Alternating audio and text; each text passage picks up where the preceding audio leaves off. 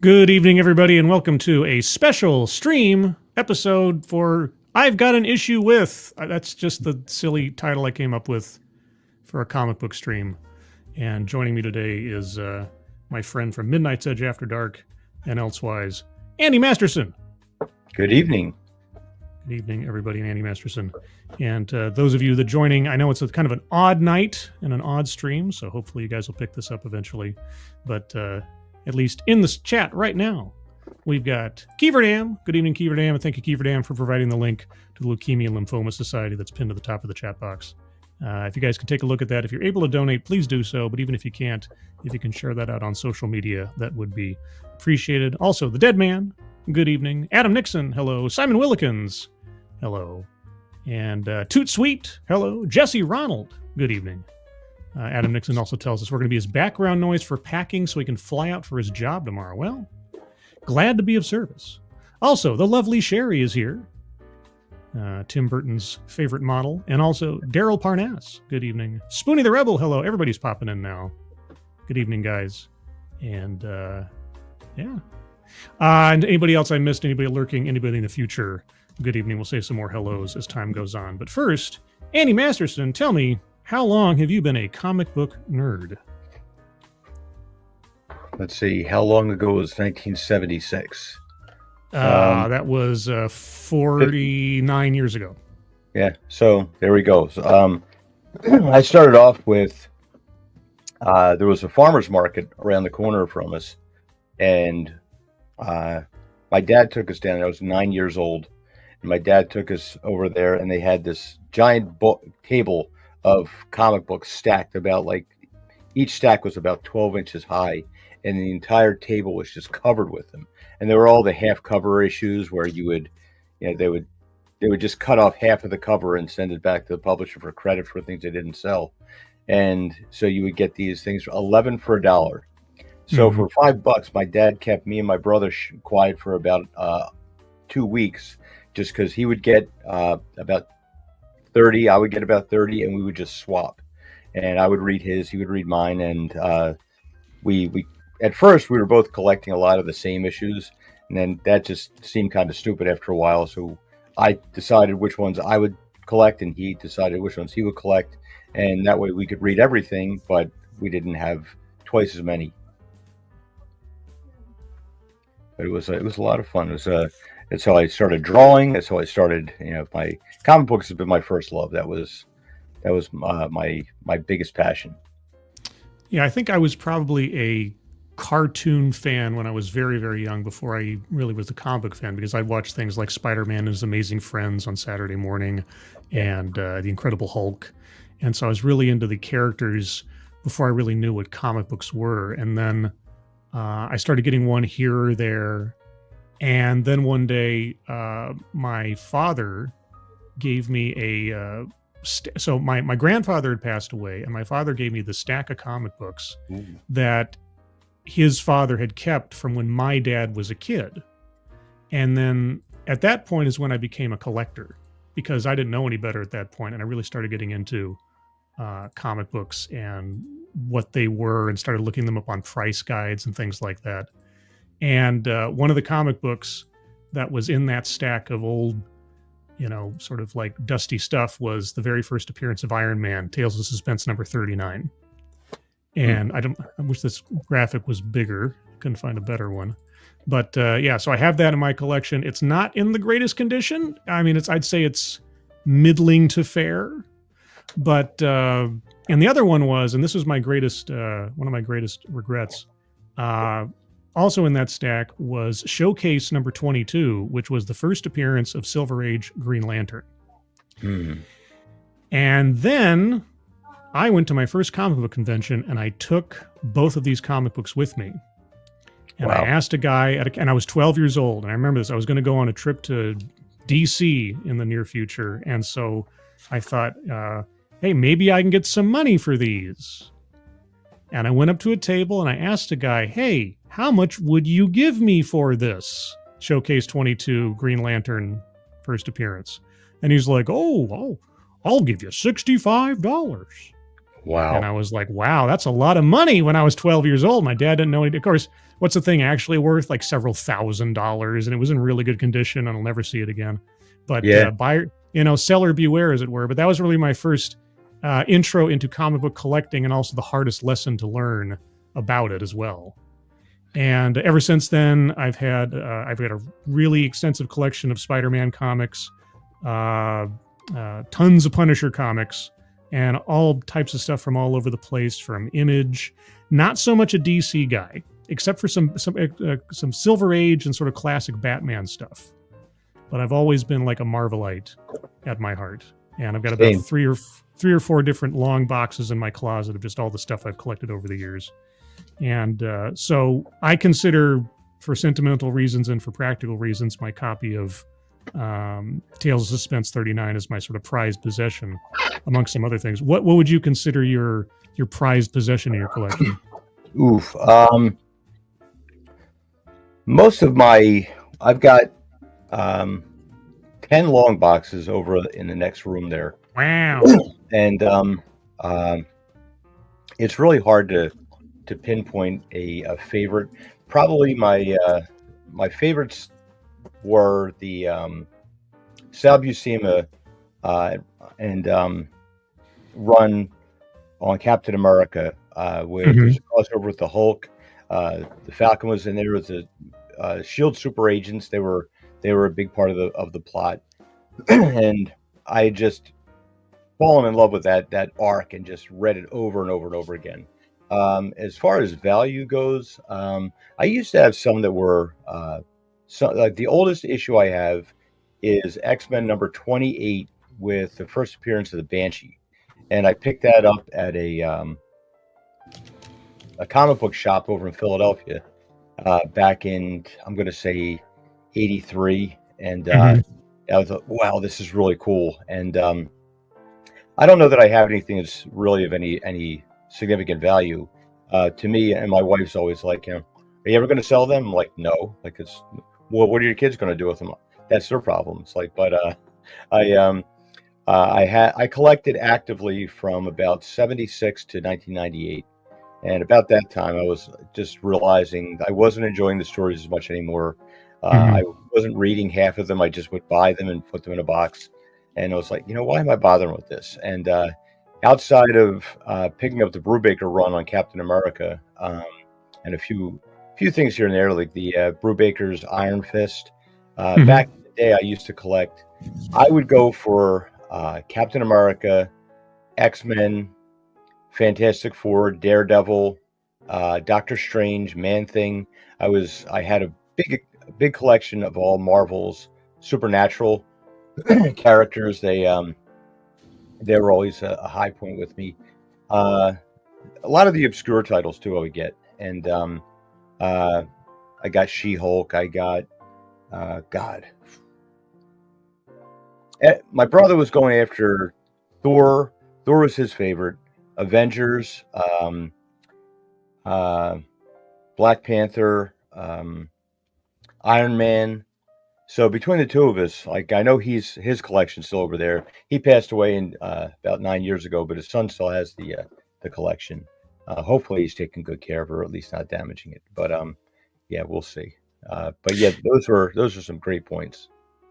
Yeah, I mean, after that convention, and by the way, guys, this is back when comic conventions were just a bunch of weird guys with like fold-out tables and boxes of comic books. They were not the event and like the big to-do thing. Because I lived in a time, I can say that now because I'm an old man, I lived in a time where it was not cool to be into comic books. Yeah, I know, we are old veterans now. No, I collected avidly from, I want to say, third grade up through... Well, I can tell you the exact event that stopped me or caused me to fall out of love with collecting comic books and really reading comic books in general. It was the Spider-Man Clone Saga. Once the Clone Saga came up, and it just, because I collected Spider-Man left, right, and center. You mentioned Sal Buscema. Best artist on Spectacular Spider-Man ever. His arc, I mean, especially his art there in the, well, at the time was at least the death of the Green Goblin with Harry Osborn and everything. I mean, just absolute masterworks, the whole 9 yards. And but yeah, once they started introducing the idea of like, oh, you know that Spider-Man you've been following your entire life? Yeah, that's just a clone. It wasn't really him. It was this other guy, Ben Riley thing it was so schizophrenic and so I mean, for a Spider-Man comic, it's that's to say something. It's so ridiculous in storytelling, and just didn't seem to know what the hell they were doing. They kept introducing these new characters to try to justify the next thing, and like, oh well, the Jackal's back, and also here's a clone of Gwen Stacy, so we completely kind of eliminated her entire loss. Also, there's this other guy and this other guy and all these other spider clones, and I just like I'm done. I'm done between that and then making the Planet of the Symbiotes and then whatever else they were doing. Once you start diluting the world with too many special characters, I agree completely. It doesn't work anymore. And so they completely lost me as a customer, Marvel did. And I didn't really pay attention to comics for years and years and years. And then I would occasionally pick up like a trade paperback, a collection of other stuff.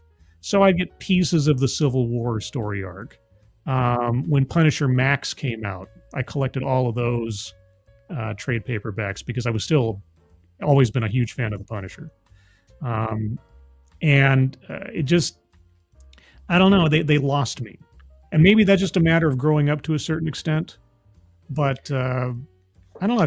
I feel like they started talking down to me or something, or taking me for granted as a customer. It's sort of an extended way. I know, kind of a weird thing to say. I agree with you. I think that my least favorite thing are derivative characters. For example, Wolverine. Wolverine was special because Wolverine was Wolverine. Wolverine, the Punisher. I've got the Captain America issue with Punisher like aiming at Cap, and he's got his shield down on the rooftop. I've got the reprint of the first appearance in Spider-Man. I have that whole the reprints of the Jackal saga back. I think it was Amazing Tales Presents or something like that. And and I remember reading about it. It was so cool the way they, resolved that whole thing. Which one of them was dead, and he tosses the body in the incinerator and stuff. And I thought it was pretty cool. Like the Scarlet Spider did have a cool outfit. That was about the only thing I liked out of it. I really don't like when they go bringing characters back and they, the whole clone thing that they did and then Gwen Stacy has Norman Osborn's kids. That was it's too much. Wolverine did this. They had Wolverine, Sabretooth, Wild Child from Alpha Flight. Then they introduced X-23, then Daken. Next thing you know, you've got all these Wolverines. Yes. Now Wolverine's not special anymore. At least originally with the Hulk, they had the Hulk, the Leader, Doc Samson, and the gamma radiation all affected them a little bit differently. So that was kind of cool. It was at least it wasn't an exact copy. Then they did the whole Red Hulk thing. It's like, and the next thing you know, you're like you said, you're diluting all this, and they did this for the X-Men. They made everybody edgy. And you can't do that. You need Wolverine to play off, the Boy Scout. Like you have to have that dynamic, or else it doesn't really work. And that's the sad part. That that's what I fell off with it too. Is like I'm reading these things. Chris Claremont was just grasping at straws. I feel that he hit his peak there, and I think it was probably because him and John Byrne hated each other so much that it created this perfect storm of really good stories and really good input. And there's like Captain America after the that Buscema era, I was really Mike Zeck did it for a long time, and so a lot of the stories were enjoyable, but it never really hit that point again that I had loved as a kid.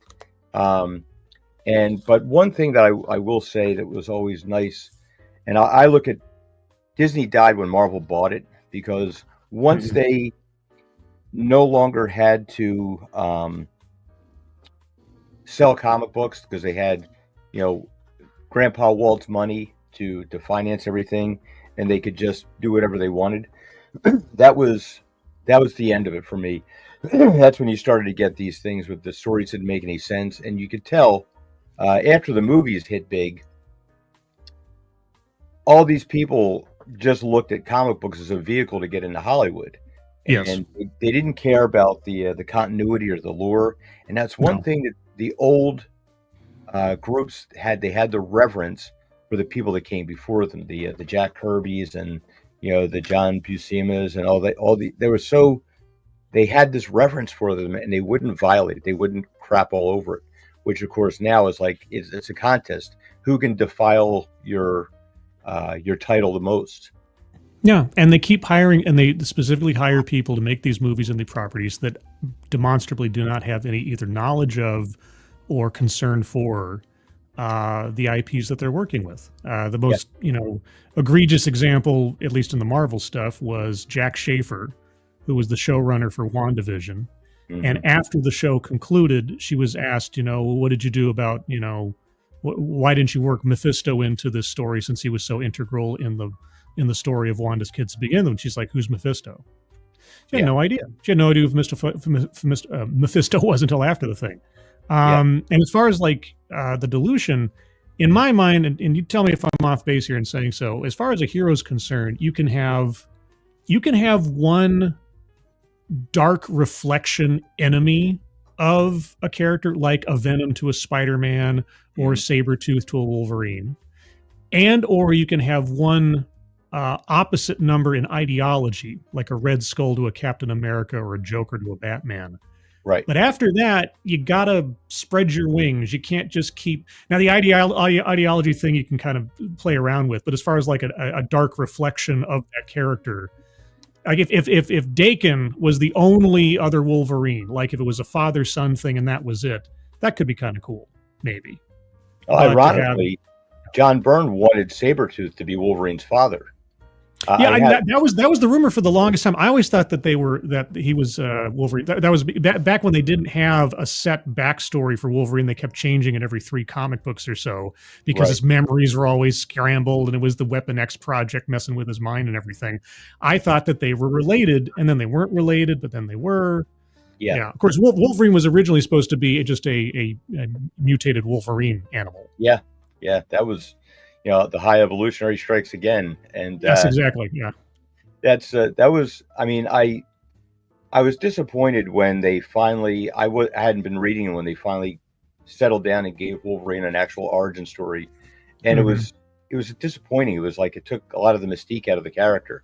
And I guess you do have to start somewhere with it, but I don't know. It's just there. A lot of the stories that come along, they're I feel this way about film, where if you have an artist, a director who made something completely classic, and somebody comes up and they're going to do a new reinterpretation of something, or they're going to mess with the continuity or the origins of it, and unless you have created your own classic art, unless you've created your own works that have stood the test of time, that people look at in a similar fashion, you've got no right to touch anything of that magnitude, because it's, and I'm not talking about like, something where, well, I'm not going to touch Magnum PI because, Stephen J. Cannell, and he was like, great, prolific, television producer, but it's a television show. Not that I approve of the new Magnum. It's not as good as the original, which nothing rarely ever is, but it's not a classic like Casablanca. It's not a something like a John Ford film. It's not something that somebody's going to come on and in their mind they have to think they're going to do it a little bit better, and that arrogance really, really bothers me. And that's one of the things that I always loved about the comic book industry back in the 70s and 80s, was that they had that respect for those people that came before them, and they knew that like it's you can't overwrite these things. And now it's like it seems to be their passion to go and do these things where they're not only going to rewrite the history, like for example, they're going back now, and now Magneto is no longer the parents to Scarlet Witch and Quicksilver. And it's like, now, I believe that was a Chris Claremont retcon that made them their kids. Yes. It was done very well. It was it kind of looked the same. Like there, you had that connection there with Magneto, the white hair. Quicksilver had the white hair, and Mm-hmm. there was an issue of X-Men where John Byrne was drawing it, and Magneto is up there nursing his wounds from a battle, and his computer screen pops up, and there's this woman's face, and looks just like Scarlet Witch. Oh, it's Magda, my wife. How it hurt when you left me, and so forth.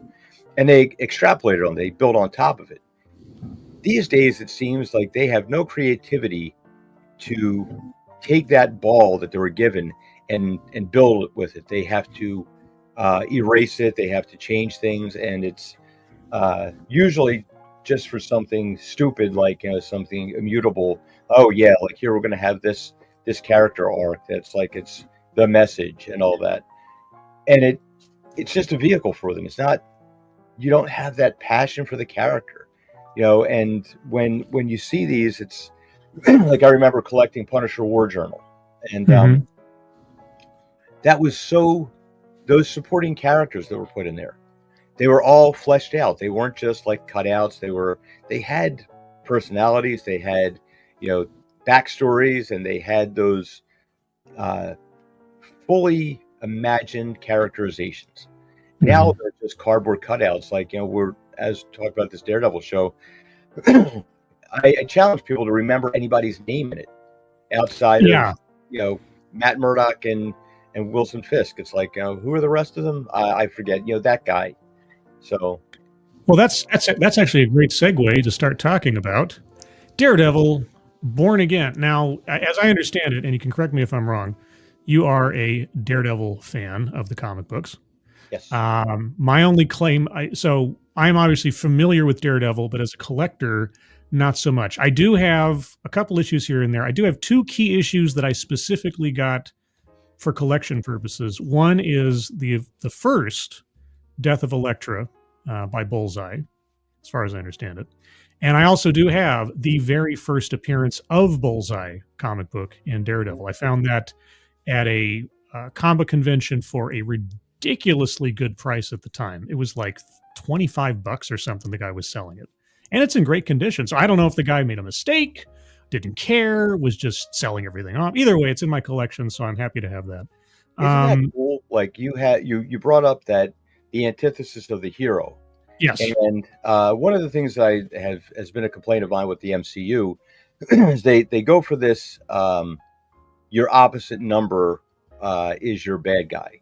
It's like like they did the retcon where the Red Skull had super soldier serum. Sure. And in the MCU it came out pretty well. There were a couple of things I did like that they I feel were an improvement in some of the comic books, like that it made more sense for Falcon to be a soldier with the wings and so forth. Mhm. But Captain America was designed as the Red Skull was this symbol of terror, and they made Captain America to be the symbol for freedom. Yes. You had Iron Man, whose opposite number was the Titanium Man, or the Red Crimson- Dynamo. yeah. Crimson Dynamo. Sorry, Crimson Dynamo. And they but you didn't have somebody with the exact same power set. You had Spider-Man, Green Goblin. You had Mhm. Bullseye and Daredevil. And there were different power sets. They're different, abilities, but they created that perfect foil. It's like the Batman and the Joker. It's Thor and Loki, I guess you would say. You have that dynamic, and it didn't have to be just like your mirror image. It didn't. No. Yeah. No, if ideologically you're on the complete opposite side of things, and you inevitably are going to collide with one another, you don't have to have a matching power set or similar. Those can be interesting elements depending on how they're implemented, like in the case of Venom versus Spider-Man, because, well, that's a long story anyway, but that doesn't have to be the case. Like Green Goblin, Spider-Man, powers not even comparing except for maybe super strength. Other than that, the dynamic was the dual identities, having, Green Goblin is chaos and crime, Spider-Man's trying to stop things, but Spider-Man also has the knowledge of the Green Goblin's secret identity. Green Goblin has knowledge of Spider-Man's secret identity, but they're both conflicted over their love for Harry Osborn. Yeah. Between the father and the son and the best friend and otherwise and everything. And it's such a great, the dynamic isn't the power set or the masks. It's everything going on around. It's the lives of the characters beyond their facade. And in the case of Daredevil and Kingpin, obviously, you have the representation of crime and corruption versus the representation of justice and order going against each other.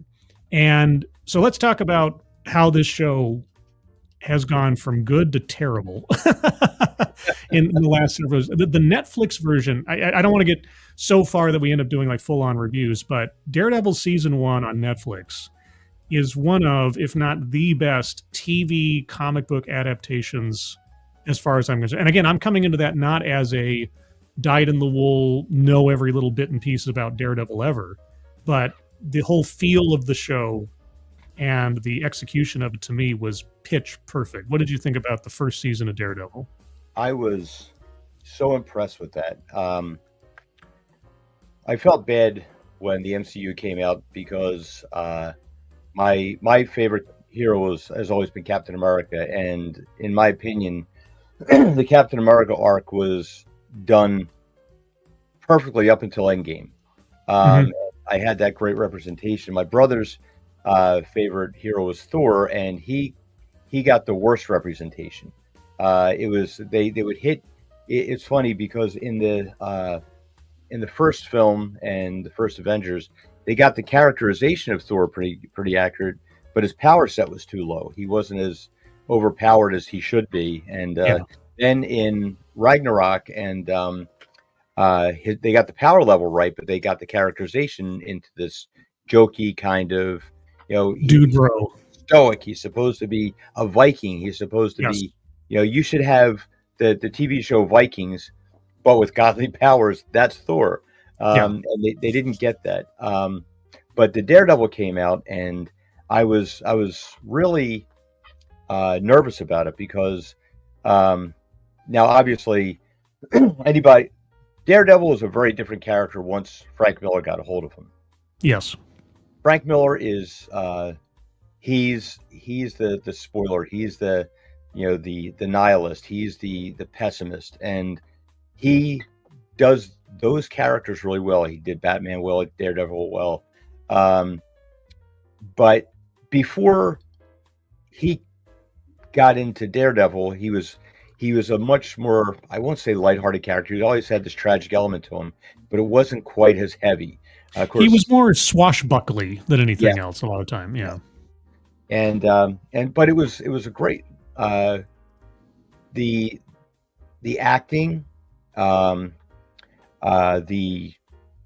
they really got the characters. Charlie Cox was a little hesitant about because I'm sort of a stickler for the character on film should represent the character in the comic book. Yes. My favorite representation, not in execution, but like that really fit the part for me, was Ben Affleck as Batman, because he could pull off both the suave Bruce Wayne, and he's big enough and believable enough to be Batman, the way Batman should be. And now Michael Keaton, he's a small guy. He's like, and he's supposed to be like battling his way through all these different massive amounts of bad guys and beats them all up, and it just lost some believability with me. But the depiction of Gotham was perfect, and that was a character in itself. And that's with Daredevil. New York City is an essential part of Daredevil, so they did that really well. The city actually had those elements to it where you're like, wow, it feels like the comic book in that first season. The second season, you could see where they're trying to jam as many things in as possible and put this in and put this in, and it got a little bit convoluted. I loved the parts with Scott Glenn as Stick. I thought that was Scott Glenn was great. Yeah, he's underrated actor. He's been in so many things over the years, and I've always been a fan. Watching him in the background and like and the times when he would have leading roles, he did a great job. But the Netflix series, and when D'Onofrio did Kingpin, now Kingpin of course was originally a Spider-Man villain. Yes, but man, they did such a great job with not only bringing him to life on screen, but showing his journey from this guy into the force that would become Kingpin, and they did such a magnificent job with that.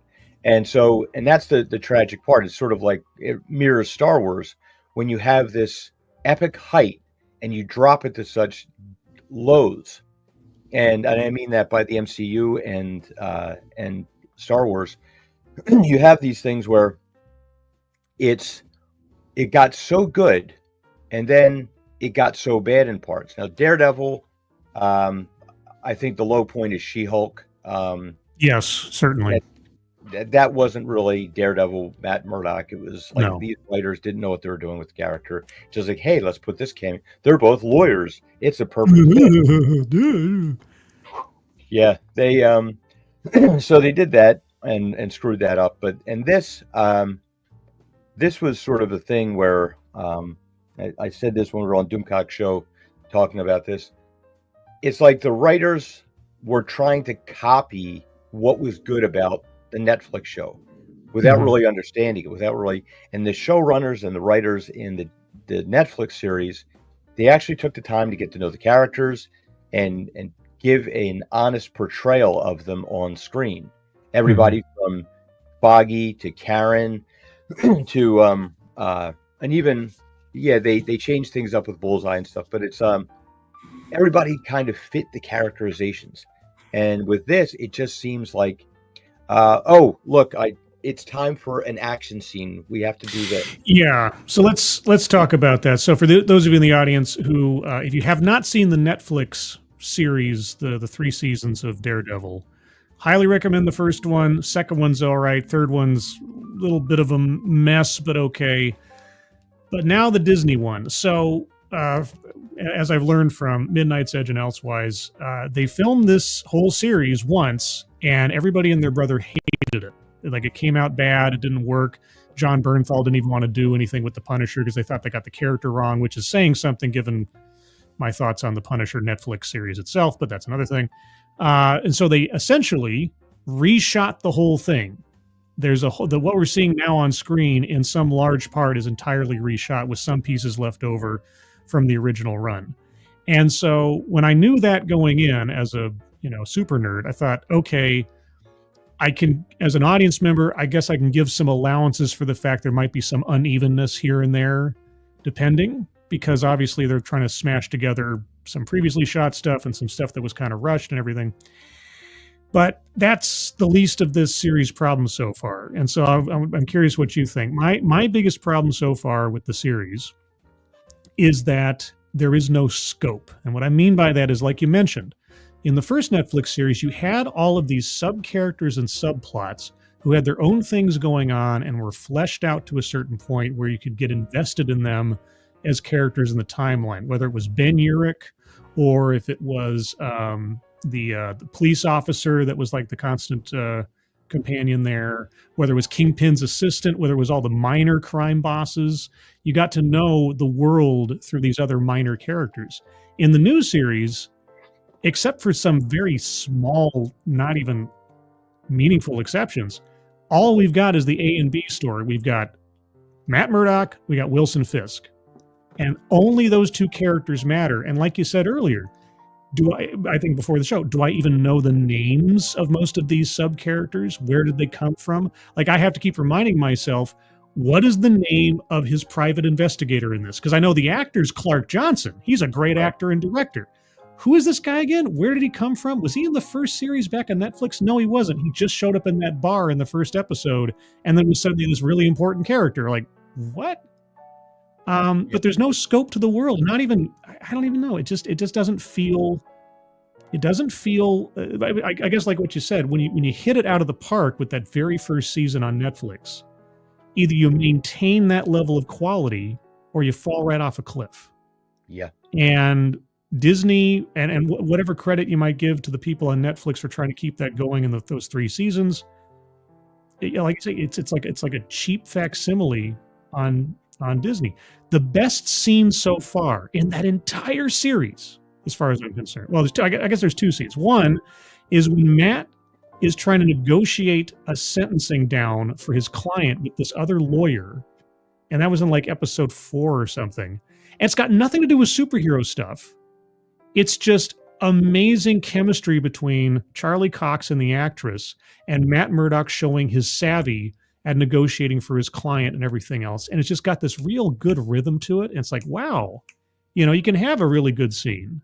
And the other one was at the end of, I don't know what episode it was, but Kingpin sitting there. Sorry, spoilers, guys. By the way, there's going to be spoilers left, right, and center for this. So if you care about the new Daredevil series and you haven't seen it yet, plug your ears or come back when you've watched it.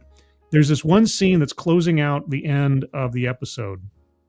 Kingpin is sitting there eating a meal in front of his captive, who is just being, he's been tortured and abused and everything else. And he's just enjoying a meal and torturing this guy with his freedom.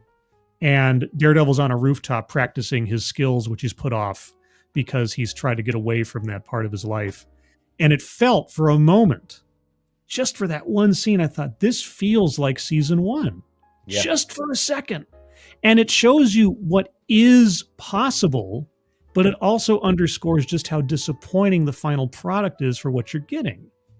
Yeah. Yeah, it's like there's little bits of flavor mixed in with a very bland pudding.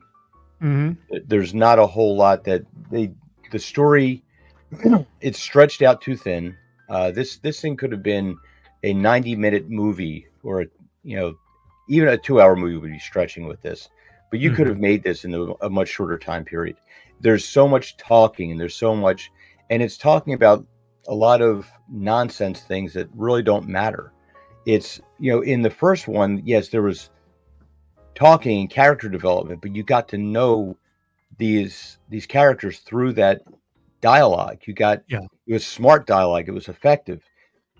This is, it's just like the modern comic books, where how many times you have these superheroes sitting in a diner eating and talking. It's like, well, as long as the conversation is pushing the story forward, or telling us something that we don't already know as an audience in some way, or is the payoff to something we've been watching previous. So in that first episode or two, I thought, okay, him and Kingpin sitting down at a diner, that's an interesting setup. And of course, those are two accomplished actors. They've already had a relationship in previous seasons and stuff. So it's kind of a reboot for anybody that hasn't been familiar with their dynamic before, which I kind of get. So I can appreciate not having everything going a mile a minute with big, noises and action scenes, if the conversations are dynamic, if they're meaningful, and if they push the plot forward. Like I remember back there was the couple of scenes in the first season that really still stick with me, is where Kingpin is confronting Ben Urich in his office, and it's just dialogue. But the thing is, what the stakes are. You can feel that tension in the room, even though they're just talking. It's going to end badly, but you don't know how quite yet. Right. And then again, Vincent D'Onofrio is just so amazing. When he's in the back of that police van, he's chained up and talking, and he's given that story about the Good Samaritan. And and when I first saw that, I thought, I don't know where this is going, but I love every second of it, because his growl with every word that came out, it felt like something is come. What's happening? And that takes real skill, not only to write, but to stage, but to act. And so I have all of that sort of goodwill in my mind as I'm coming into this new season, because I'm thinking, okay, you got the same actors, they know these characters, they've been through the ropes. I don't know about the showrunners, but at least they had the humility to say, we screwed up and we have to redo it. So there's some hope that, that maybe they learned their lesson. And then you see the final product, just like, this is boring. This is bland. Even though we had one episode that was sort of an episodic thing, which they really should do more of with the bank robbery. It was just a cheap tie-in for Miss Marvel. Yeah. And it didn't go anywhere. Like, he's doing Daredevil stuff, but he's not Daredevil. And why are we here? If I have to ask myself that question when I'm watching one of these things, I know it's all completely screwed up. Yeah, it's not like that jewel was something that was referenced earlier, and then it appears, right. And it's like, that would have been something. That would have been like, and it's going to be, an heirloom from somebody that gives legitimacy. And then they make reference to the White Tiger's magical amulet. And then, so you have this universe that you've established where it was so their concern about superpowers was so severe that they had the whole Sokovia Accords, the whole plot line of Avengers 2, and now you're going to, or Civil War rather, and now you have this. Oh yeah, here's this mystical amulet that gives people powers. We're just going to hand it over to like the family. It's like, well, it's yours. Like your continuity doesn't make sense because on one hand, we have to be careful because here's a nuclear weapon, and we can't just let you have it because it was your uncle's. But let's turn over. It would be one thing if no one ever disclosed where White Tiger, which was woefully underused. Oh yeah, we should have seen him in action before anything else. We saw like one security footage thing of him for 2 seconds. Right. He should have been somebody we were following around like an important character, so that by the time his conclusion happens, it actually meant something. But we hadn't seen him do anything. Right. We just heard about it. Imagine. All right. So we get why Daredevil can't be in costume because he's like given up that, and he's going to be, he's moved past that because his friend died, whatever. But imagine you have White Tiger and Punisher working opposite ends of the same case, and they come into conflict with each other. Next thing you know, they're back to back and like slugging it out and taking out the bad guys. And then the bad guys are all taken out, and they just look at each other and they're like kind of beat up, and like they just kind of nod to each other and like, and stay out of my way, you stay out of my way, and they go their separate ways.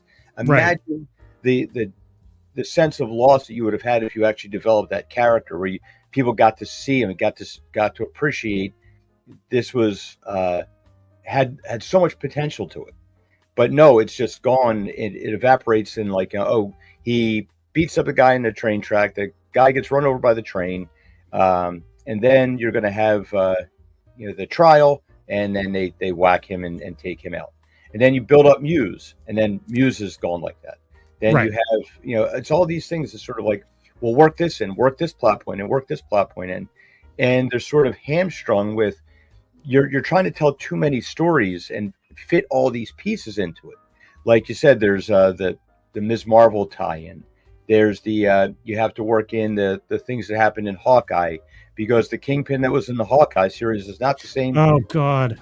Yeah. Showing up in your Hawaiian shirt and being like, come on, really? And he got shot in the face, and we have to explain why. Like I remember, I was somebody asked, I forget who it was I was talking to about it, and they were like, where was Kingpin? What does he have to apologize to his wife for? Where did he go? And I said, the only way you're going to know that is if you watch Echo, and nobody watched Echo, because the only reason this is even happening, or they have to include that, is because of a stupid plot line in Echo, a show nobody saw, that completely emasculated the Kingpin and turned him into a wussy little whining little bitch.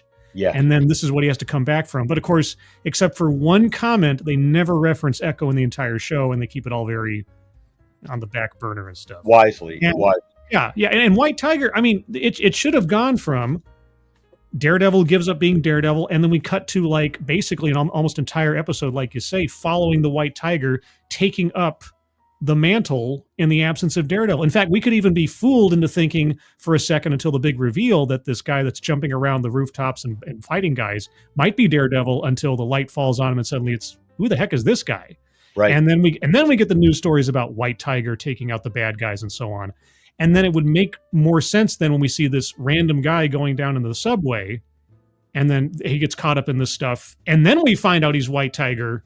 It feels like there was too, like I say, it's too much squished in. They're trying to do too many things at once, and this is always what's frustrating me with these streaming shows. There's either two things: either they have not enough story for the number of episodes they've got planned out, or they've got too much story to know what they're doing with, that it makes all the storylines completely meaningless by the time you get through them. But yeah, I just I don't have any. And like you say, they had one new villain that they built up, and now unless they do a whole magical resurrection thing, he's dead. Yeah. And at the end of this last episode, so you're telling me that Bullseye with a sniper rifle takes one shot and gives up? Yeah. Okay, well, I guess that's it. I hit the wrong guy, so I guess I'm just going to now run away and or be arrested or something. Right. Bullseye, the guy you just saw in the scene before this, shoots a guy's eye out with a tooth. He, Yeah. he breaks loose, and here's a guy that can kill people with a playing card, with throwing things, and doesn't have to energize it like Gambit. He throws things and you're dead. And he's the world's best marksman ever. And I didn't shoot this guy, but like, oh, that's your only target. Like, this guy could have, and it's not like you had a smoke bomb go off, or something like that. Right. You got this massive guy wearing white and his wife in bright red running around there, and this expert shot can't take them out with multiple rounds. Like, it's ridiculous. It's the stupidity of underestimating your characters and not knowing your characters, or just like do something where it would have made more sense. Like, with, sorry, spoilers to the ending. Oh, Matt Murdock gets shot, which is going to really screw up like the big finale this week, because he's not going to, unless they time jump, and he's going to have healed up. And now I owe Matt Murdock this, so I'm going to not do something because he saved my wife and he saved my life. If he had picked up something and thrown it, like he heard where Bullseye was and threw, yes, something. I was just about to say, like, he hears the bolt of the gun loading up, and he takes a wine glass and tosses it, and the gun goes off just as the wine glass gets thrown. Matt takes the bullet, the glass hits Bullseye in the face, shatters glass, and like, it makes him have to cover his eyes, and then he's distracted. Then everybody's like freaking out and running around. And then his time has come. It would have been so easy to do, and yet they didn't do it. So he's just. I remember just looking at that when he fires the bullet and he hits Matt Murdock and he looks up from his scope, and I'm like he's surprised, like, okay, and then you pull the trigger 2 more times and you're done. Like, what? Right. What? Yeah. It feels like I'm being insulted. But the thing is, if I also have to ask myself, okay, if I was looking at this as a non-comic book nerd, because most people aren't all that knowledgeable, the wider audience, not necessarily, even though the audience you're supposedly going after, the people that appreciate this stuff, would I notice, would I care? Because I've been watching this series with a friend of mine who is not a comic book freakazoid like I am, and she likes it fine. And I'm just thinking, okay, am I out of touch? Am I just too picky? Is that a trap we fall into, or is this the trap that they've made for us by trying to exploit our passion and then screwing it up? See, I believe that we've dumbed down the audience. It used to be, we would grow up with television shows that were in the 70s, all the detective shows, where you actually had to try and figure out what was going on in the story, who the bad guy was, and how the plot line was going to resolve itself. Today, everything is spoon-fed.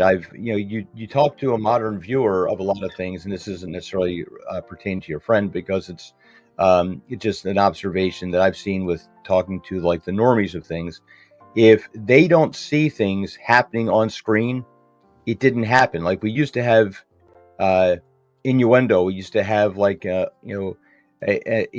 leading scene that would suggest something happened. Like, kind of like when the camera would fade as the couple were kissing, and like, of course, like, it ended up in the bedroom, but you didn't see that because, number one, it wasn't allowed. Number two, it was distasteful. Number three, it was unnecessary. You should get the idea that this is where it led to, and it's most of the television shows these days. Like, my wife hates watching TV with me because I don't watch a whole lot of TV, but she'll watch these procedural dramas. I sit down, I watch 5 minutes of it, and I say, "There's the bad guy." He did, like, and then she just turns and looks at me. Really? Did you have to spoil that for me? I'm like, and then now I don't say anything. She's just like, "What? What is it?" Well, like, you don't want to know. Like, oh, just tell me. Like, and then I'll say something like, and I'm like, well, like, shut up. It was like, yeah, I'm not going to admit you were right. But it's not because I've got this amazing detective wit to me. It's like, and that's another thing about this. As a comic book fan, the code names of the hero give you an idea of what they do. Okay. The Prowler, I wonder what he does. I could see him being a thief. Bullseye, I don't know, maybe he's a crack shot, but all they do is reference him as Poindexter. So there's one mention of the word bullseye and it's a dubbed line when he's talking to the Punisher. Right. When he's talking to the Punisher, and you can hear it. It's such a badly dubbed line from Bernthal, and he says something about, oh, you don't know about Bullseye and everything else. It's like, why not give these guys their names? Yeah. You know, like when Jessica Jones, they kept calling him Kilgrave instead of Purple Man. Right. Like, okay, Purple Man is a silly name, but that's the character's name. That's just the long and the short of it. Just go with it. Why are you ashamed of the source material? Just like, oh, we got to give him like a people name. Like, no, you don't. Yeah, everybody's sitting there wondering, hey, I wonder what happened to that guy from Revenge of the Nerds. You know, with the violin. He's like, that was Poindexter. It was like, right. It's this thing is just, you're trying to take the scope of the Marvel universe and shrink it down into this thing. And like you said, they're trying to tell so many stories, they can't tell one. And the problem you have with this is like, nobody is invested in anything. The only two characters you know or care about, I'm sitting here waiting like that. All right, is this the scene where the girlfriend gets killed? And right. and that whole thing where she's like, oh, I saved myself. That was, oh my God, that pissed me off so much. I'm like, oh yeah, because you know, if Daredevil hadn't been there, you totally had that. You totally had that, where this grown man psychopath has thrown you around the room 17 different times, laid out a mat to basically drain your blood, and oh yeah, you totally took care of yourself, girl boss. Right. Yeah. I mean, Daredevil did nothing. He didn't take any punches for you. He didn't get injured for you. He didn't risk his life for you. No, you were fine. I saved myself. That was just two guys. They're so full of themselves fighting each other. Like, yeah, that's what happened. This multiple serial killer guy, and then this guy comes in and saves your life. Yeah, never mind. That's I thought, okay, at least dump her at that point. Even if you can't reveal your secret identity, just dump her. What a jerk. Yeah, that was completely ridiculous. And then you have the bad guy there, and Master of Taekwondo doesn't throw a single kick. Like, oh God, that was such a throwaway line too. Oh, you happen to be a master. My parents put me into Taekwondo. We have to justify somehow how he's able to stand up to Daredevil being a psychopath, tagger, and serial killer. Also, 32 Flavors. Nick Wise is in the house. Hey, Nick. How's it going? Howdy, Nick. Also, some other hellos here. Well, Random American. Good evening. Josh Hammond. Hello. Who else is here? Jeremiah Hembry. The niece needs better lines. That was the most stupid thing she could have said to Daredevil, and how she never thanked him. Yeah, the girlfriend, the niece, acting like a jerkwad. I mean, I don't think she knew that Matt was Daredevil at that point. Right. But and also, like you said, the niece, is she going to be the new White Tiger? I keep thinking that she's going to get the necklace, and we'll see like mean White Tiger running around before the end of the series. See, right there, that's another thing that bugs me with it. And again, it's this, you're jamming so much Marvel lore in it. So the White Tiger was actually, the origins of this were the Sons of the Tiger. And shocking how diverse Marvel Comics was back in the day. There were three guys. There was a black guy, a white guy, and a Chinese guy, and they were the Sons of the Tiger. They each had, one had a tiger's paw, the other had the tiger's head, the other had the other tiger's paw. Mm-hmm. And they would put these on, and it would amplify their martial arts skills. And then one day they had this big fight. They were fighting each other, and they stop, and they're disillusioned, and they throw away the amulets. And Hector Ayala comes along, and he puts on all three and transforms into the White Tiger. And eventually they kill off the White Tiger, and it's his sister, I believe, that becomes the new White Tiger. Mm-hmm. Now, okay, that's fine, but like, give me a girl who's going to look formidable. It's like, now I didn't bother watching the latest Captain America movie with Falcon in it, but I did see that the girl playing Sabra was like 4'11". Yes. So make it somebody. Give me a Gina Carano who, looks like she can take a shot, and even if you watch what was it, Haywire, that she did, she's doing the fight scene, and she's getting beat up a little bit, but they don't have some guy who's hulking over her, who's super gigantic, and you're taking and look, I've been doing martial arts for 40 years, and you can. You're rolling on a mat in jiu-jitsu with somebody who's like a purple belt, but she's a girl. Okay.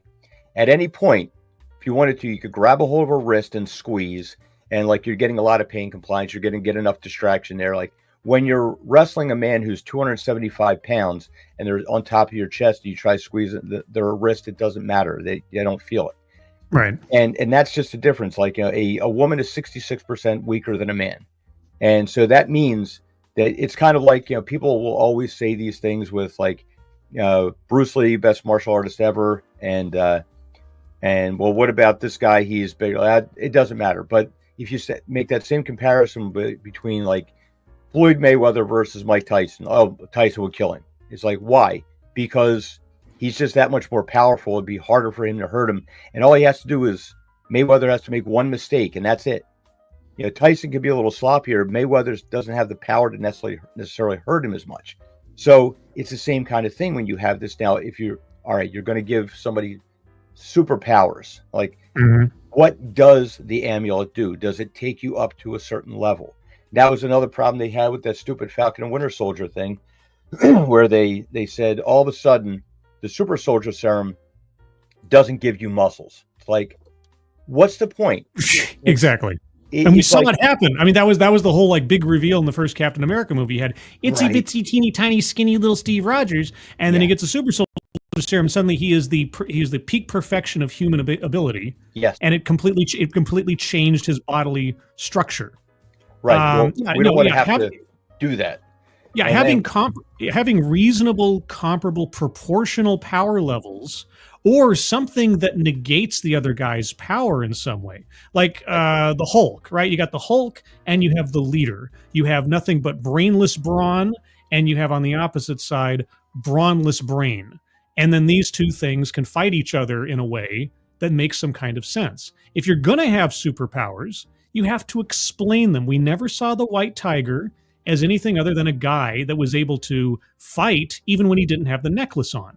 He didn't have the necklace, he didn't have the suit, but he fought those guys in the subway, and he held his own pretty well as far as we saw, but we didn't have anything to compare it to because we hadn't seen the White Tiger previously. And so now if the little girl puts the necklaces on, at this point, anything could happen. She could have laser beams cut out her eyes. We wouldn't know the difference. Right, and that was the thing that I brought up with the original Sons of the Tiger, where they were already martial artists. This came back in the kung fu craze of the 70s. And it's like Shang-Chi was Bruce Lee. You look at Mike Zeck's drawings of Deadly Hands of Kung Fu back then, and it's Bruce Lee.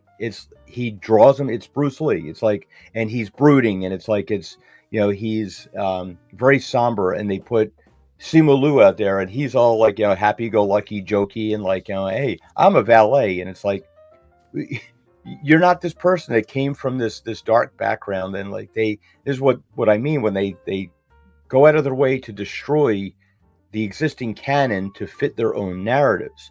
And so now if you have the White Tiger who had martial arts skills and they were augmented, where does a 15-year-old girl learn this all of a sudden, that to be augmented? Right. You're starting with nothing, so you get to here. If you have a guy who's already here and you bring him to here, all right, that's believable. You saw this with like Matt Murdock in the original Netflix series Training. If you read the original Daredevil books, Matt Murdock's father was dead set against him fighting, because you're not going to be a dumb palooka like me getting his brains bashed in. You're going to learn how to be smart in this. It's a better life for you. So what does he do?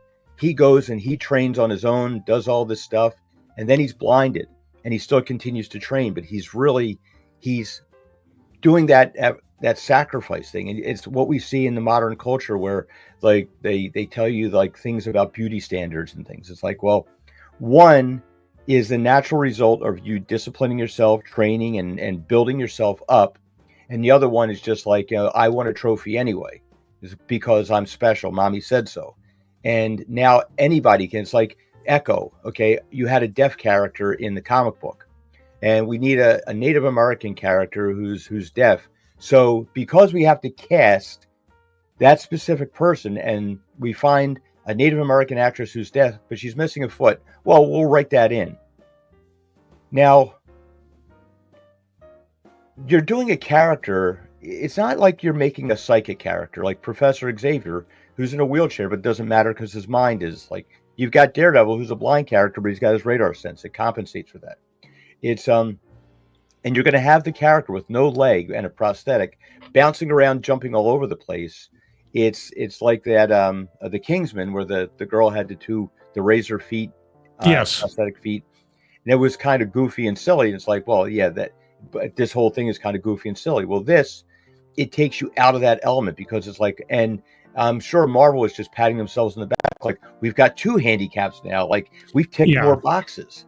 There's Isn't only that so great? much.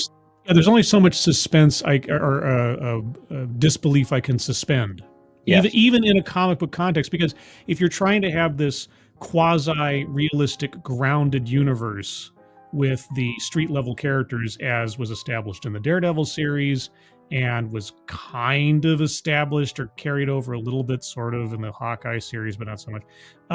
Yeah, you can't. There's a certain level where there's a certain point at which my believability will not go any further.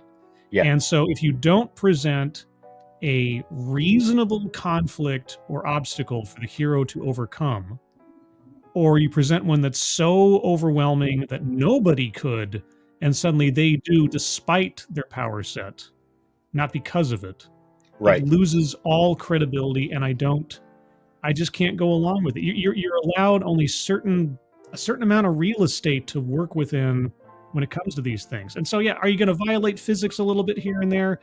Okay. Does it make any sense that Daredevil could have been had basically become a pincushion fighting Bullseye in that first scene with all these little bits of metal stuck in his arm? Well, he had armor on, so I can kind of give it. And if you watch the first series, he has some meditative healing stuff going. Okay, all right, I can get that, because you established that with Stick, you established that with the hand.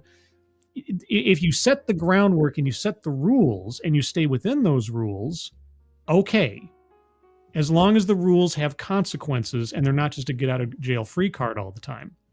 So I don't know yet that the niece is going to become White Tiger, as an example, but I have a sneaking suspicion something like that is going to happen. Yeah, but and she's a fine little actress, but she's tiny. Sure. She's you can't believe that she's going to take down a full grown man.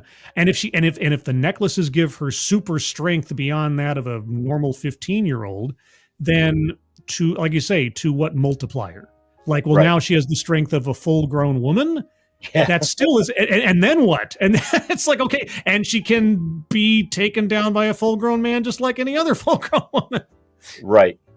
And that's one of the things that's difficult with we have to suspend our disbelief with the amount of punishment that an average human can take. And it's like, but I mean, the MCU has been notorious for this for a long time. If you think about the whole Civil War thing, why it didn't really fit in, because half of those heroes didn't have any superpowers. Mm-hmm. Tony Stark doesn't have superpowers. Falcon doesn't have superpowers. Hawkeye doesn't have superpowers. Black Widow has a variant of a super soldier serum because it prevents her from aging, because she was a little girl back in World War II. So there's some element there, but for the most part, they don't have superpowers. Like, you've got, Ant-Man doesn't have anybody can be Ant-Man, anybody can be Iron Man, anybody could be Falcon, as we can see, because there's a new Falcon now, because all he has to do is put on the wing pack. Right. And that's what is the problem. It's like, the costume doesn't make you the hero. No. Steve Rogers is Captain America because Captain America is Steve Rogers. And that's what was so stupid about that arc that they did where he became the Hydra agent. Steve Rogers is incorruptible. He does what he's supposed to, and he never would have abandoned his duty at the end of Endgame. He would have been like, nope, this is what life gave me. I'm going to play out this hand. And you think about all the problems that created. Like, so I'm going to let my best friend be this Hydra agent, an assassin for 40, 50 years, 70 years, whatever. I'm going to let 9/11 happen and JFK assassination happen and the Martin Luther King assassination happen, and just like twiddle my thumbs because it's all coming, and you do nothing to prevent it. So it doesn't make any sense. Yeah, it's a nice little send off if you never had to think about it again. But then once you spend 5 minutes thinking about it, like, yeah, that's not Captain America. He wouldn't have done that. So, but that's what makes that hero, because it brought them to that thing. It's not like, I come along and, and there it is. I find the amulet and I put it on and I become this. Well, we've had enough stories where somebody comes along, they find the superpower and they become the bad guy. Look at Spider-Man as an original iteration. He's being selfish is why he lets the burglar go. Yep. He goes, I'm making lots of money. What do I care? And then he learns, oh, this is what happens. And then you take the opposite end of that. And I mean, God, look what they've done with Spider-Man with this. Like, because now you've got Spider-Gwen, Silk, all the clones. And like, wow, having spider powers is like, it's a day that ends in Y. Like, why doesn't everybody have it? And it's the same thing they're doing with this. They're not taking the care and concern and answering any questions. And I've written and drawn my own comic books for years. And the first thing you have to do is you have to figure out, like, you have to answer those questions. You have to read it through and ask, well, why did they do that? How did that happen? Is it just because the plot wants it to? And eventually you get to a point where you start putting things in place to make, like I said, we sat here for like 20 minutes coming up with 5 better plot lines in this Daredevil show than they came up with. Yes. And this is the better version. Come on, like. Well, now that's also you should be the segue king, because that brings me to the final segment. If there's trying to do this at 3 parts here, is what exemplifies our favorite characters. And so, guys, this is where the title of the show more or less comes from. I have an issue with. So before when I started this thing, I asked Andy to pick either his favorite character or a character he really likes, and then to pick a very specific issue that most exemplifies that character's qualities, his story, anything else from his history. And so, Andy, tell us true. Who did you pick, and what was the issue that we are looking up here? Well, I talked about how I got my introduction to comic books with this massive selection of titles. And very quickly I realized that Captain America would be my favorite hero. He fought in World War II. My father fought in World War II. And it was kind of cool. And I could ask my dad questions about like this and that. And this issue here, it's not necessarily a favorite, but it's one of the things that gave me this.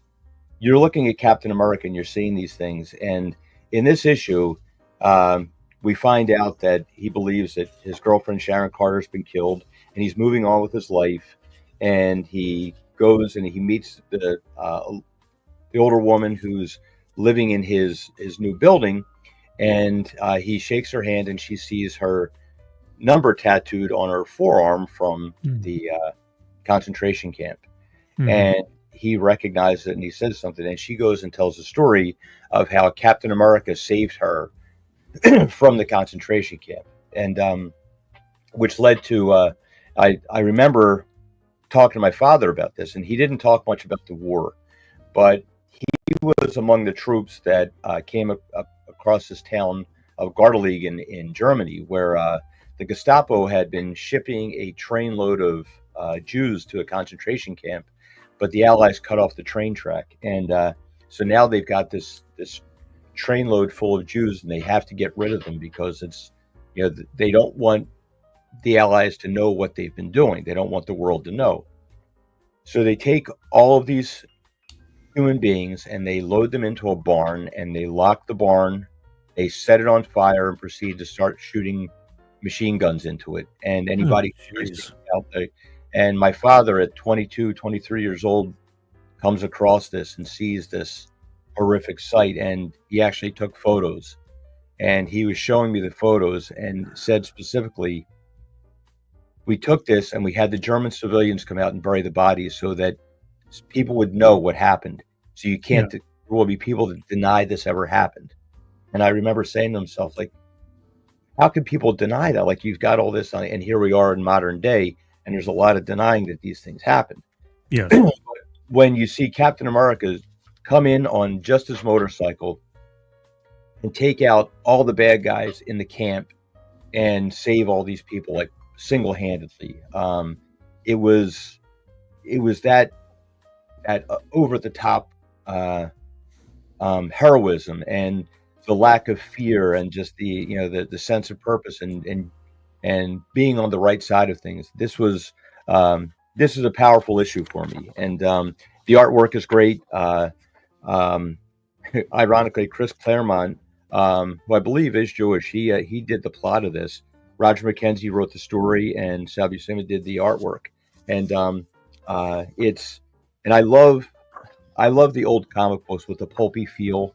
I love the non-glossy paper. I love all the ads that are in them. When I was a boy, I had a collection of all the Mego figures, and we had Mego back then had the rights to DC comic heroes and Marvel comic heroes, and we had pretty much everything, but I couldn't find a Captain America. And I would say to my dad, and he would take me out to different stores, and finally we get to I could never find Captain America and Falcon.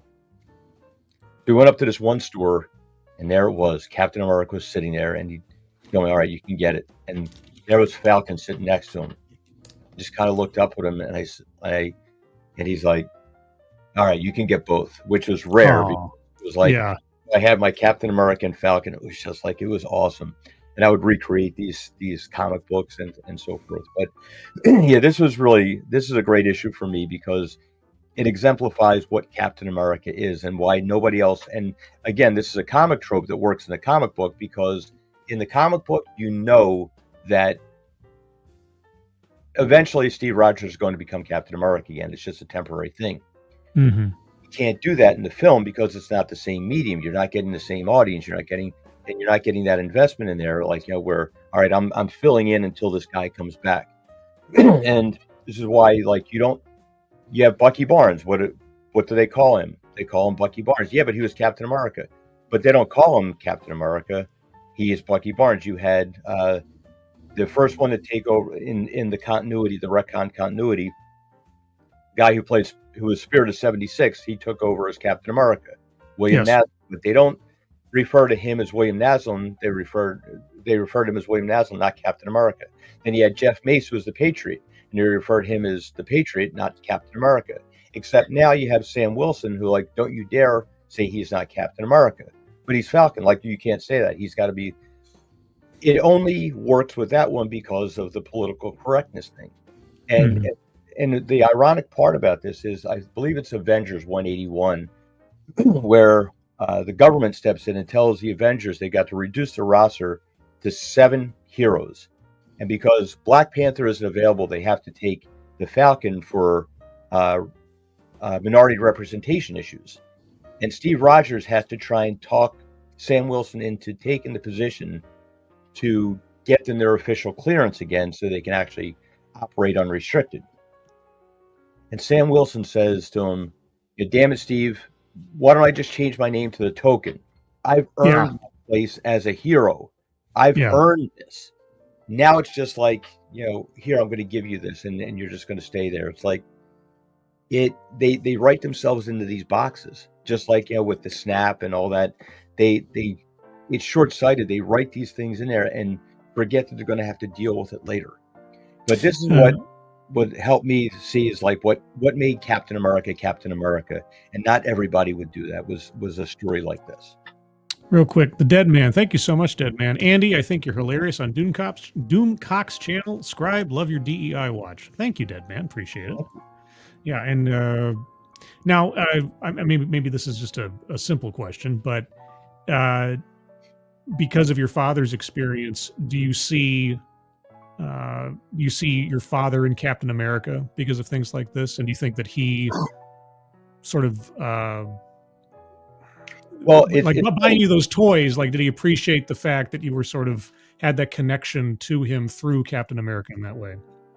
Not really. My dad was a very matter-of-fact kind of guy. He was he born and raised in the city and in Philadelphia, and he was a big guy. He was boisterous and funny. He was but he had that stoicism to him of everybody in that generation. I remember years ago when I was hanging out in the early days of the internet on some of the Star Wars forum pages and things. And there was this girl, and somebody said something about Captain America, and she chimes in because, like, she's in college, and like all the men from that era were just like misogynistic and racist, and like, and I said, like, you have no idea what you're talking about, and she proceeds to tell me about how she studied this in college, and I said, you can stick that up your ass. I was raised by a man of this generation, who, like, when I was growing up, we had all the GI Joes. Okay, I'm the youngest of four boys. So I not only had my toys to play with, but I also had the hand-me-downs of my brothers. Mhm. We had there was a set of toys called Big Jim, and it had like this flexing bicep action where he would put the band on him and you'd flex it and the band would pop off. Well, you had Big Jim, Big Josh, Big Jack, like, and so you had it was like the G.I. Joe thing. It had like Big Jim, and you had Big Josh who had the beard. You had the black guy. You had Dr. Steele, who was the bad guy with it. And it's like, we had all these toys. It wasn't like, my father wasn't going to come along and say, you ain't getting one of them because he's one of them there people. It wasn't like that. It was like, um, and you're, they feel so free to just characterize people remember, this was the greatest generation. This was like, I could identify a lot with Captain America because the ideals and the worldview of that my father had was the same thing I was reading in his book. So it seemed very familiar to me. And my dad, like, he survived the Battle of the Bulge. We were watching, I would sit down and watch these PBS television programs of World War II documentaries, the World at War. And I'd sit there and I would watch these with him and I would ask him questions. I remember saying to him, like, they were talking about the discipline of the German soldiers. I said, hey, Pop, were their soldiers really that much better than ours? He said, yeah, like one of their guys was the equivalent of like four of ours.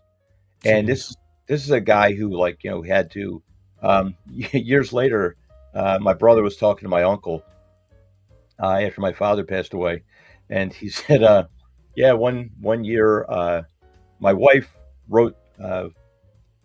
was writing letters back and forth, to, because he was in the Navy, my uncle was in the Navy, my dad was in the Army, and she told your father about how cold the winter was here, so he was nice enough to send her this very nice German wool coat.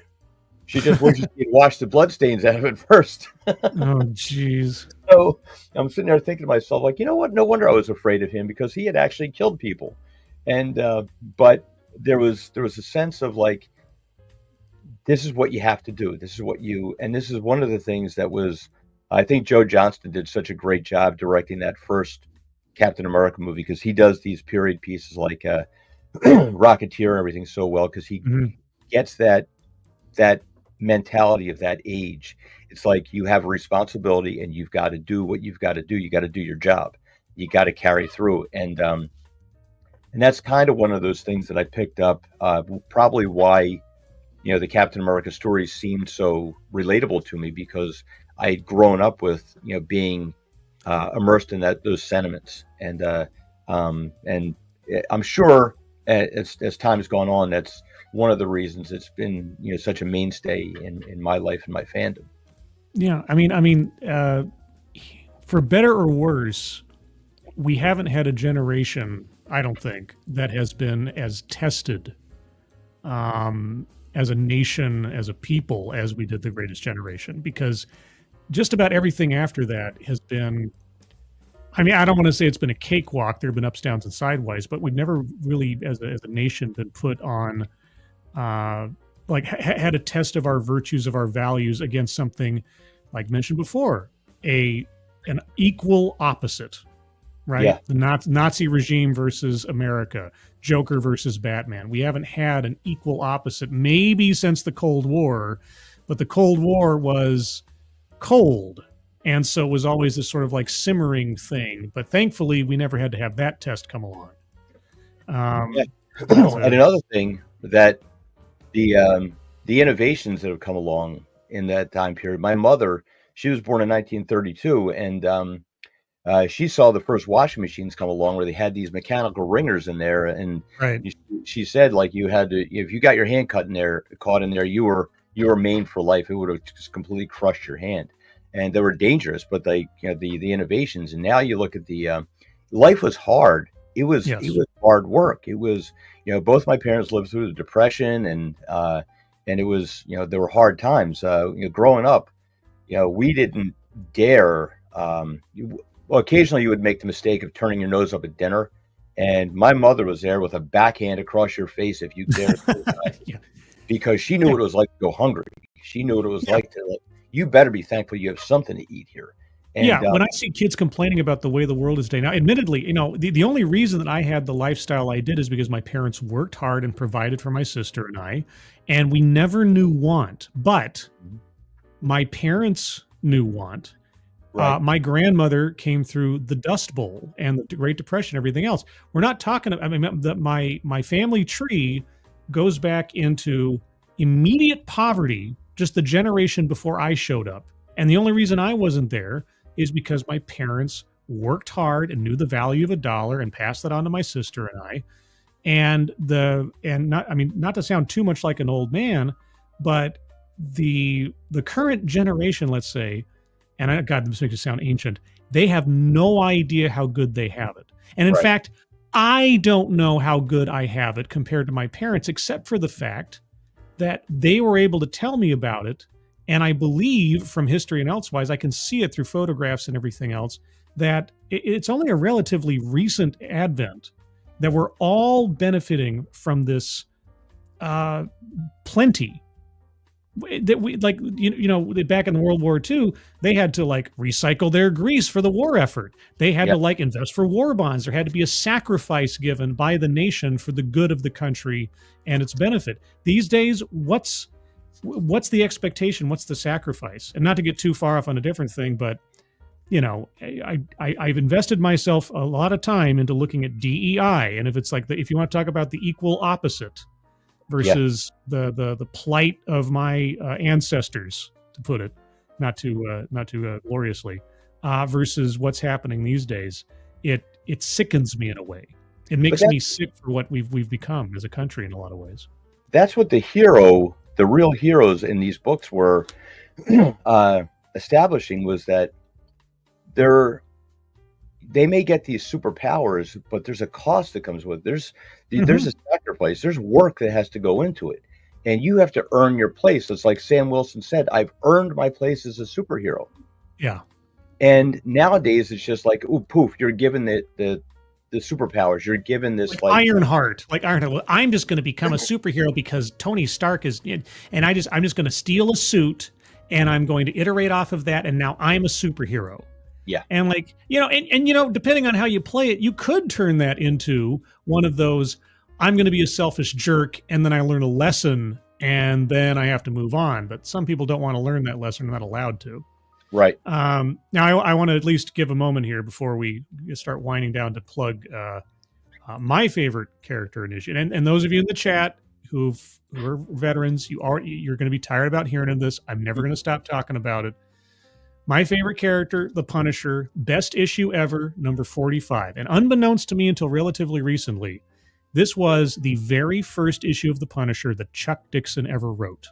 Wow. And he knocked it out of the park. Now, I can't tell you everything about it. The twist at the end is, to me, still to this day, I mean, this was the 80s or early 90s when this came out. It still boggles my mind that this was not an issue like Behind the Counter or like a graphic novel that was in black and white or something, because the material, the subject matter, and the ending to this is so adult and so dark and so amazing, and just still to this day. But anyway, yeah, Chuck Dixon writing it. It has every single element about the Punisher's world and his character that you need to understand the character and fall in love with the character. It's like, so one of those things like, if I wanted to tell somebody, you got to read the Punisher, this is the issue I'd hand them.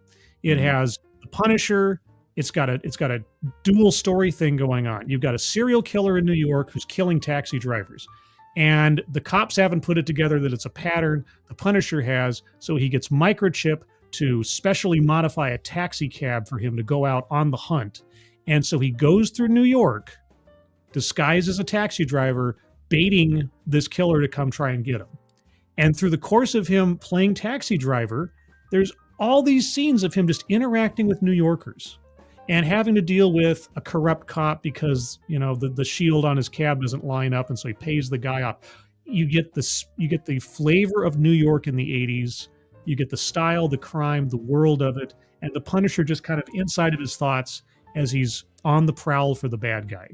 And in the middle of trying to get the bad guy, a completely separate thing happens, and he has to go off on another adventure to solve that before the big reveal at the end. And man, I like I say, I'm not going to tell you. I'm not going to tell you what happens. It is so good. And again, Chuck Dixon's first issue ever writing the Punisher character, and it is the perfect, absolutely perfect story. It's got no super heroics. It's got nothing that's beyond the ken of just normal people, and it's got an ending that does not make you happy. As a human being, it is a vigilante story with a vigilante ending. Mm. And as far as I'm concerned, it is the most emblematic of the character in his world. And gosh dang it, if only they would just take this issue and just film it. I swear to God. And that's what makes me so disappointed what they've done with the character on Netflix and elsewise. But I've done streams on that before. So who is your favorite iteration on screen of Punisher? Oh, you see, now there's bits and pieces of different performances in movies that I think work. I think physicality wise, Ray Stevenson is perfect. Absolutely perfect casting. His demeanor, his mood. If that movie did not have the totally ridiculous version of Jigsaw and his brother in there, it might be the best Punisher movie ever. But as far as like portrayal, I think Stevenson gets it. He was absolutely perfect for the character. I can't fault Thomas Jane. Yeah. He's a fan of the character. He did a really good job in The Punisher 2004.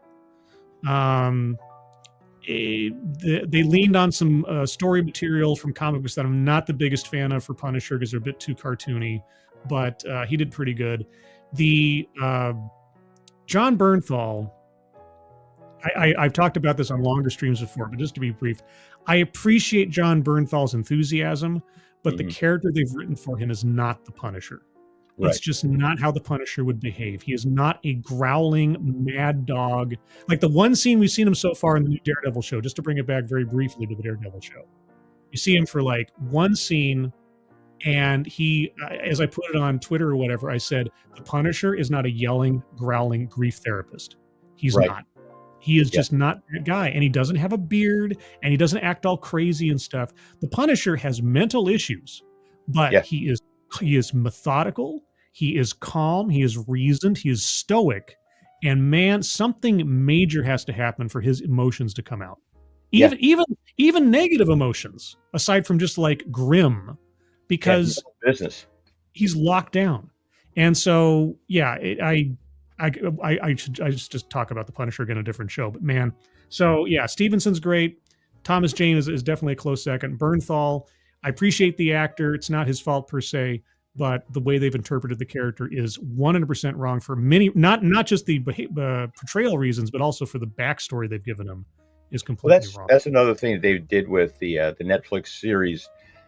I really appreciated the way they did Jessica Jones. I thought that David Tennant, he was probably one of the best villains that the MCU has created.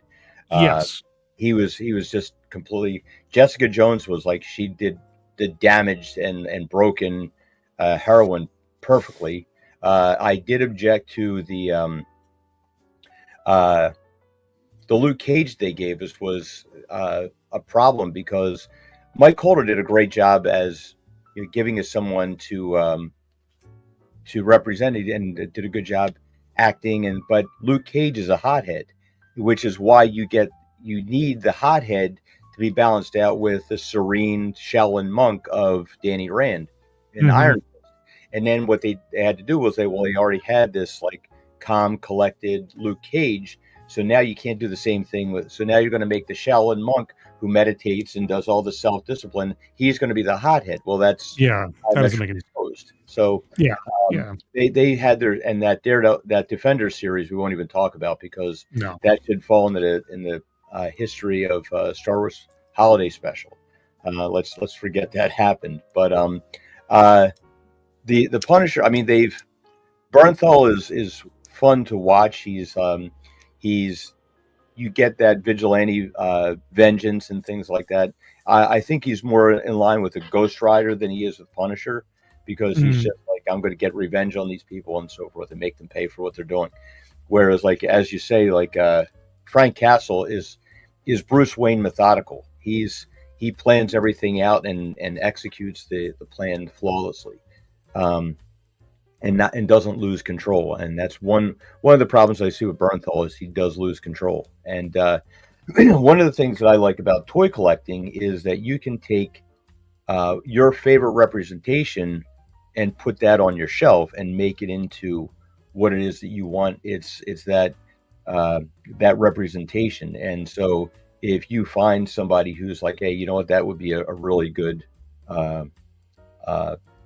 display to represent my version of what I remember of being these heroes on my collectible shelf, then you can do it that way. And it's no matter what else they do with how they ruin these shows and characters, I still have my original source material, and I can ignore what that's the one thing that we all have at the end of the day. Sometimes it's hard because I've talked about this on Midnight's Edge before, is that happiness is having something to look forward to.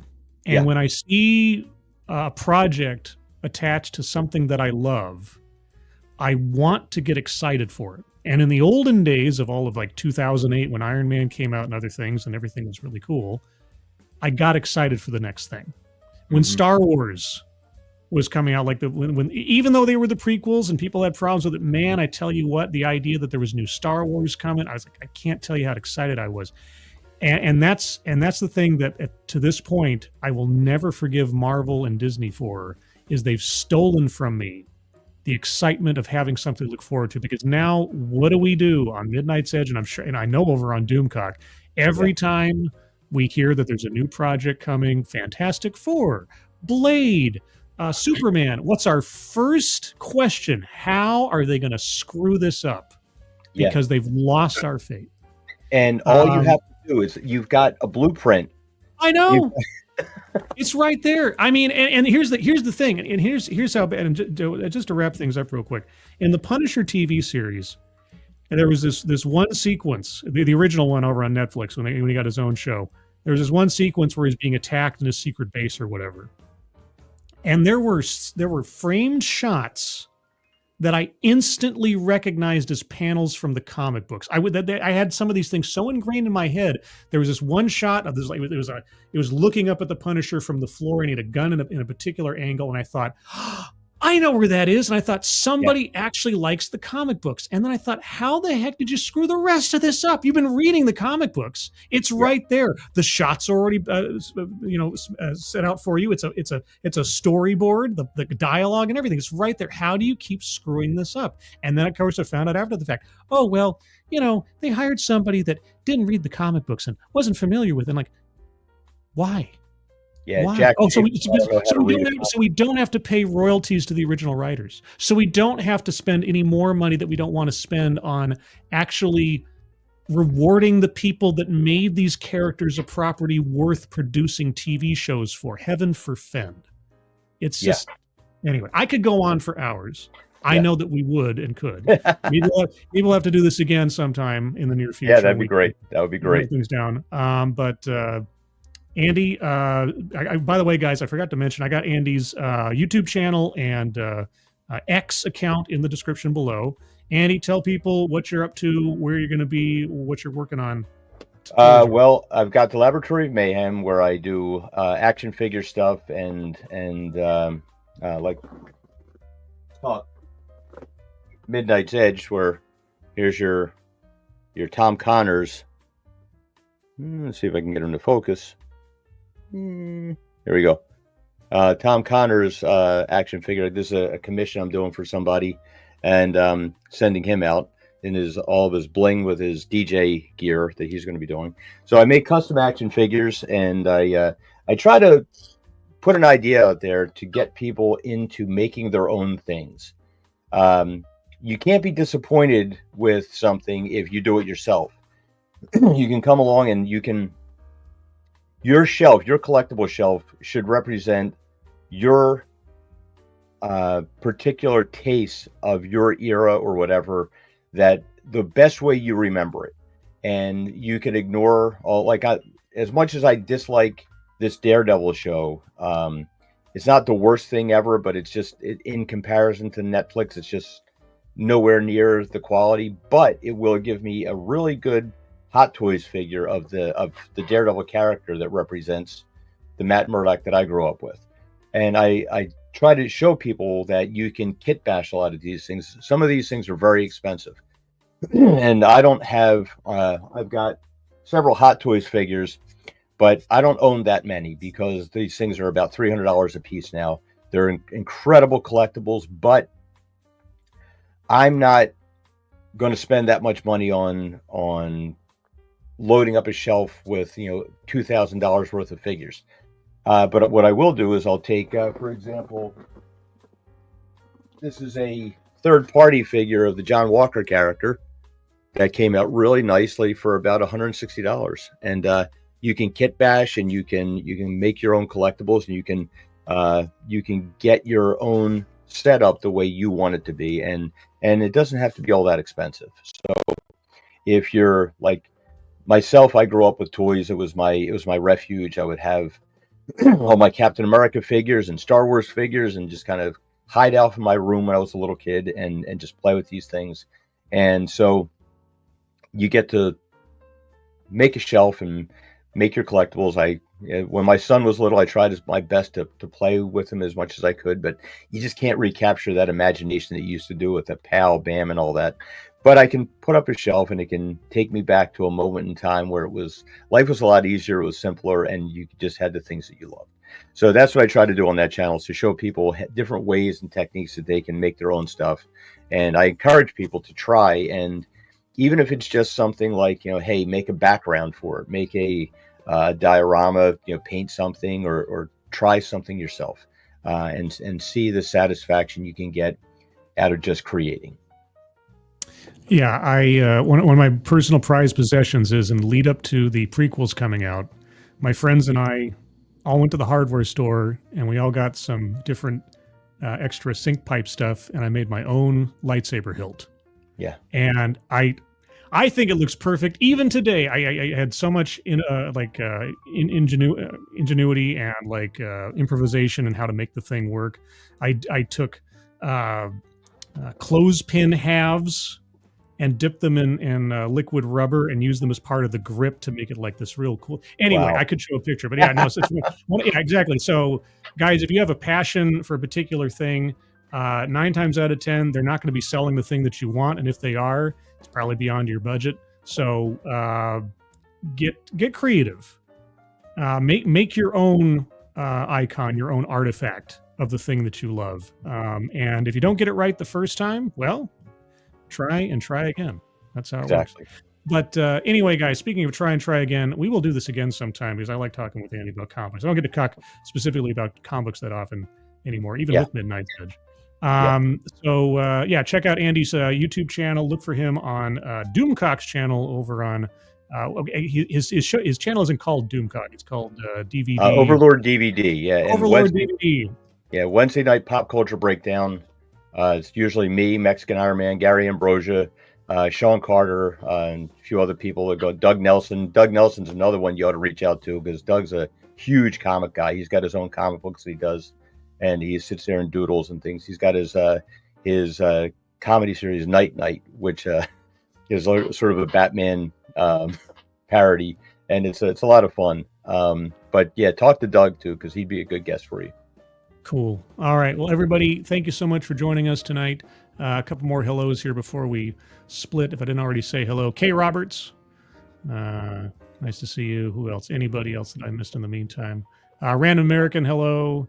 And I hope I didn't miss anybody, but if I did, I apologize. But guys, yeah. Thank you so much for joining us, guys. Moderators, thank you for keeping an eye on things, even though everyone here is so well behaved. You have very, very little to do. Everybody who donated, either to me or to the Leukemia Lymphoma Society, pinned to the top of the chat box. Thank you guys so much for your generosity. Really appreciate it.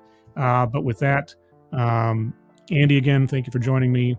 Everybody, have a good rest of your Saturday. That's right, it's Saturday. Hope you have a good rest of your Sunday ahead of you. Hope you're all safe and well. If you're not well, please get well soon. And we'll see you on the next one. Take care. Bye-bye.